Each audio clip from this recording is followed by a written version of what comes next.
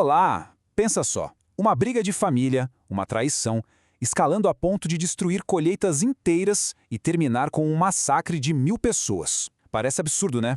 Pois é exatamente essa a história que a gente vai desvendar hoje. Vamos mergulhar fundo nesse relato antigo e, para ser sincero, bem brutal, para entender passo a passo como uma faísca de vingança pessoal pode virar um verdadeiro incêndio de guerra. E tudo isso acontece num cenário de tensão constante entre os israelitas e seus vizinhos poderosos, os filisteus. Então a grande questão é essa, né? Como é que uma briga particular vira um massacre? É uma pergunta bem pesada, mas a resposta tá numa sequência de acontecimentos que, acredite, começa com algo bem pequeno. Vamos ver onde essa história toda começou a pegar fogo. Olha, tudo começa de um jeito que parece até comum, sabe? Sansão, aquele cara conhecido pela força sobre-humana, vai visitar a esposa dele na época da colheita. Leva até um presente, uma cena super normal de família, até o momento em que o sogro dele simplesmente o impede de entrar.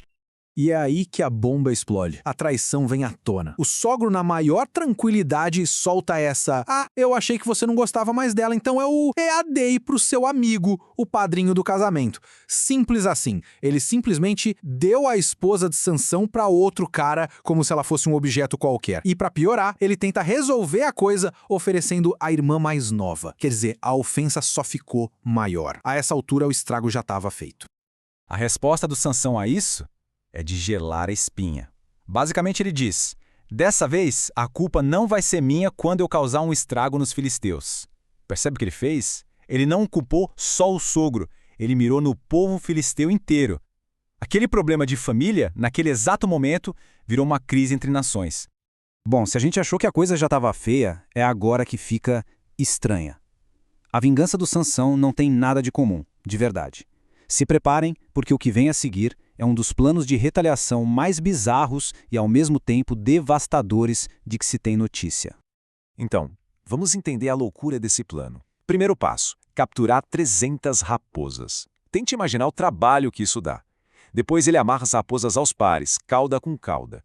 Aí ele prende uma tocha no meio das caudas de cada par. E por fim, ele ateia fogo nas tochas e solta os bichos no meio das plantações dos filisteus.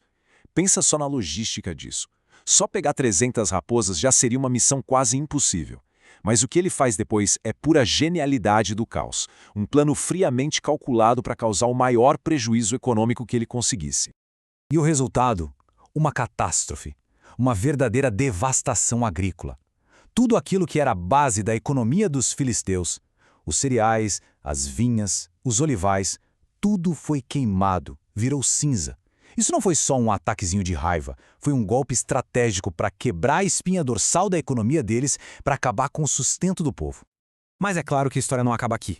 Como era de se esperar, um ataque desse tamanho não ia ficar sem resposta. E a retaliação dos filisteus? Bom, ela consegue levar a brutalidade dessa história para um nível ainda mais assustador. E aqui a gente vê a lógica terrível do olho por olho. É uma simetria macabra, né? Sansão queima as colheitas. Em resposta, os filisteus queimam a esposa de Sansão e o pai dela até a morte. É isso mesmo, colheitas por vidas. Eles responderam à destruição de propriedade com a destruição da família, que na cabeça deles era a raiz do problema. E a reação de Sansão a isso é imediata, é selvagem. Agora, além de tudo, ele está de luto e completamente cego pela raiva. Ele parte para cima. O texto original usa uma expressão bem violenta que sugere algo como despedaçá-los, indicando que não foi só matar, mas mutilar mesmo. O ciclo de vingança está girando totalmente fora de controle. E quando a gente acha que a situação não podia ficar mais complicada, ela fica. Porque agora, para tentar acalmar os filisteus, o próprio povo de Sansão, os homens da tribo de Judá, decide que a melhor saída é simplesmente entregar o Sansão de bandeja para eles. E olhem só o tamanho da força que eles mandaram. Não foram 10 nem 20 homens. Foram 3.000. 3.000 homens do seu próprio povo enviados para prender uma única pessoa. Isso dá uma dimensão do tamanho do medo que eles estavam dos filisteus e das consequências do que Sansão tinha feito. E aqui está a justificativa deles, na lata. Eles basicamente chegam para o Sansão e dizem: você não sabe que os filisteus mandam na gente? Por que você foi fazer isso com a gente? A motivação é puro medo. Eles estão vivendo sob o domínio dos filisteus e não veem o Sansão como um herói libertador, mas sim como um problema gigante que está colocando todo mundo em risco. É a lógica da sobrevivência pura e simples. Aí acontece uma negociação super tensa e Sansão concorda em se entregar. Ele deixa que o amarrem, mas com uma única condição, que os homens de Judá jurem que eles mesmos não vão matá-lo. A confiança ali já era, né? E então ele é levado, amarrado, porque todo mundo imagina que vai ser a sua execução. E agora a gente chega no clímax da história. A cena é a seguinte: Sansão, amarrado, sendo entregue aos inimigos. Os filisteus estão gritando, comemorando. Para eles, a guerra tinha acabado. Mal sabiam eles o quanto estavam enganados. E é nesse momento que tudo vira. Uma força divina toma conta do Sansão de uma forma avassaladora. As cordas novinhas que o prendiam simplesmente se partem.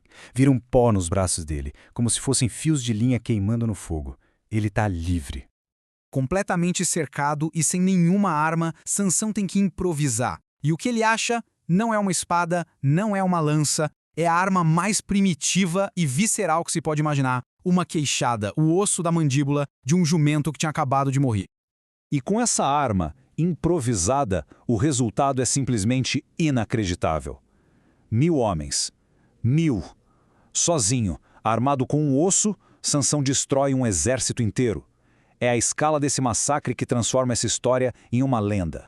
Depois da batalha, exausto, no meio dos corpos, Sansão canta. É como um grito de guerra, um poema de vitória sombrio e triunfante, celebrando o feito inacreditável que ele acabou de realizar. É a personificação do poder absoluto naquele momento. Só que, depois que a adrenalina da batalha baixa, o que sobra é a realidade da exaustão, porque até o homem mais forte do mundo tem limites e Sansão, naquele momento, estava chegando no dele. Pensa na ironia. Depois de derrotar 1000 homens, o grande Sansão está literalmente morrendo de sede. É um momento de vulnerabilidade total. Ele clama a Deus, desesperado, com medo de que a sua vitória épica termine da forma mais humilhante possível, morrendo desidratado. E a ajuda divina aparece mais uma vez. Ali mesmo, no meio daquela carnificina, em terra seca, Deus faz brotar água de uma fenda no chão. A vida dele é salva. E aquele lugar ganha um nome que vira um memorial para sempre daquele momento de desespero e salvação. A fonte daquele que clama. Mas no fim das contas, qual foi o legado de toda essa violência? Bom, esse ato de força absurda o estabeleceu como um líder. Ele passa a julgar Israel, ou seja, a atuar como um líder militar e civil por 20 anos. Ele se torna a grande resistência quase que solitária contra o domínio dos filisteus. E com isso, a gente volta àquela pergunta do começo. Afinal, quem foi Sansão? Um herói furioso defendendo seu povo? Um homem que ficou preso num ciclo trágico e sem fim de violência? Ou seria ele apenas um instrumento, uma ferramenta nas mãos de uma vontade divina? A história, como a gente viu, não dá nenhuma resposta fácil. E talvez essa seja a intenção, deixar essa interpretação em aberto.